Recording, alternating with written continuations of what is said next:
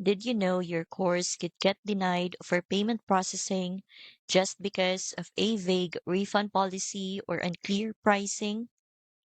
Most creators don't realize how easily small details can trigger flags. Here's a quick way to prevent payment denials before they happen. In Google Docs, make a checklist of your pricing, refund policy, and subscription terms.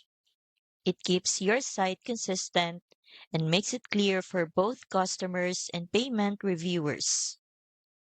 But even if your site looks perfect, some processors still flag course businesses because they don't fully understand how your digital products work.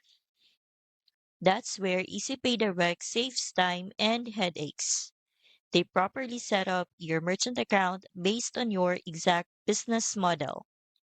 So your pricing, refund rules, and subscriptions are fully understood by the bank from day one.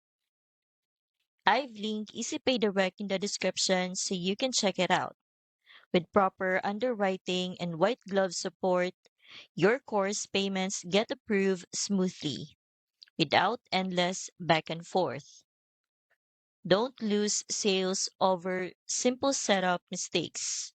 With EasyPay Direct, your payment structure is clear, compliant, and ready for approval.